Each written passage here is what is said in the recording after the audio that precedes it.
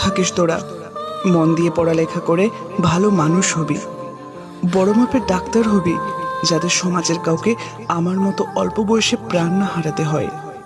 বড় মাপের শাসক হবি, যাতে সকল পাপীরা যোগ্য শাস্তি পায়। আমি তো আর তোদের সাথে পড়ালেখা করতে পারিনি, তাই আমার স্বপ্নগুলোকে তোদের মাধ্যমে বাঁচিয়ে রাখিস। আমার মা বাবাকে আপন করে নিস, তাদের খোঁজ রাখিস। আমি বাঁচবো তোদের মাঝে। আমি মা বাবার স্বপ্ন পূরণ করতে পারিনি রে, কারণ ভগবান তুল্য ডাক্তারেরা আমাকে সেই সুযোগটুকুই দেয়নি। অপারেশন সাকসেস হতে পারেনি আমার। জানিস, আমি বাঁচতে চেয়েছিলাম।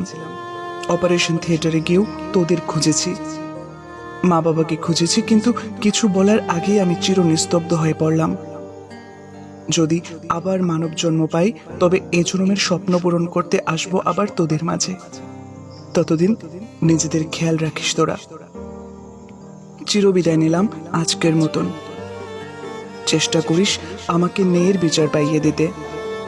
তোরা হেরে গেলে যে আমার হার হবে। আমি আর মা বাবা বলে কাউকে ডাকতে পারবো না। চিরদিনের জন্য একাই হয়ে গেলাম। আজকের এই হৃদয় ভারাক্রান্ত প্রতিবেদনটি আমাদের রাজ্য ত্রিপুরার গোমতী জেলা হাসপাতালের চিকিৎসকের গাফিলতিতে ছাত্রের মৃত্যু।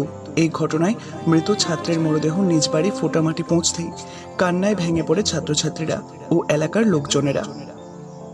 শুক্রবার বিকেলে উদয়পুর ফোটামাটি উচ্চতর মাধ্যমিক বিদ্যালয়ের অষ্টম শ্রেণীর পড়ুয়া ছাত্র অনিক দেবের মৃতদেহ নিজ বাড়িতে আনার সাথে সাথেই অশ্রু ভরা চোখের জলে কাতারে কাতারে মানুষের ভিড় লক্ষ্য করা গেছে। রাজ্যের স্বাস্থ্য ব্যবস্থা নিয়ে প্রশ্ন করলেন বিদ্যালয়ের পড়ুয়ারা। শুধু তাই নয়, রাজ্যের স্বাস্থ্যমন্ত্রী তথা মুখ্যমন্ত্রীর কাছে ছাত্রছাত্রীদের আবেদন জানান যে চিকিৎসকের জন্য কঠোর শাস্তি দেওয়া হয়, কারণ তাদের বন্ধু অনিক দেব অপারেশন হওয়ার আগেও তাদের সাথে কথা বলেছিল সুস্থ অবস্থায়। সামান্য একটি অপারেশনে কি করে মৃত্যু হয়? এই প্রশ্নগুলি অনিক দেবের বন্ধুদের। ব্যুরো রিপোর্ট, মুহূর্ত এক্সপ্রেস।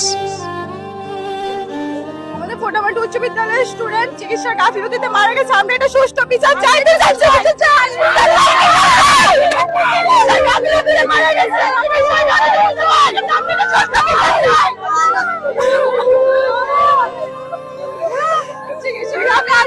সুস্থ ছিল, চিকিৎসা গাফিলতিতে মারা গেছে।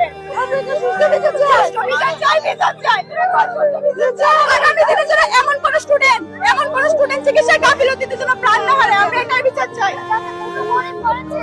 চিকিৎসা এমন না হয়, কোন গরিব ঘরের ছেলে শুধু টাকার অভাবে, চিকিৎসার অভাবে, যেমন একটা মার একটা বাবার সন্তান কোল খালি হয়ে গেছে শুধু আজকে চিকিৎসার গাফিলতিতে। আমাদের ত্রিপুরার চিকিৎসা ব্যবস্থা এতই উন্নত যে আজকে একটা সামান্য একটা অপারেশনের কারণে একটা ছেলে প্রাণ হারিয়েছে। একটা সুস্থ ছেলে, তার মাত্র জীবনটা স্টার্ট হয়েছিল, মাত্র শুরু হয়েছিল।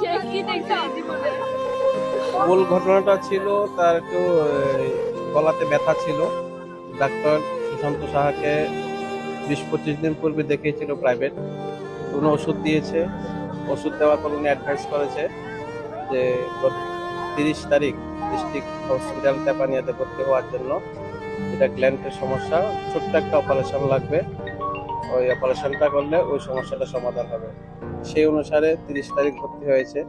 31 তারিখ বেলা 10:30 নাগাদ ওটিতে ঢুকানো হয়েছে। বেলা 2টার সময় ডাক্তারবাবু বলছে যে রোগীর অবস্থা খারাপ, তাকে জীবিত নিতে হবে। আমার বড় ভাই সঙ্গে সঙ্গে আমাকে ফোন করে, আমিও সঙ্গে সঙ্গে ওখানে যাই ডিস্ট্রিক্ট হসপিটালে। গিয়ে আমি তাদেরকে দেখতে পাইনি। তার আগেই তারা অ্যাম্বুলেন্স করে ডাক্তারবাবুরা সহ জীবিত নিয়ে গেছে। রোগীর অবস্থা দেখে এবং উপস্থিত জাম জনতা ছিল ডিস্ট্রিক্ট হসপিটালে, তারা যে কমিটমেন্ট বা যে কথাটা বলেছে, এই কথার পরিপ্রেক্ষিতে আমি বলতে পারি ওটির টেবিলেই পেশেন্ট মারা গিয়েছে।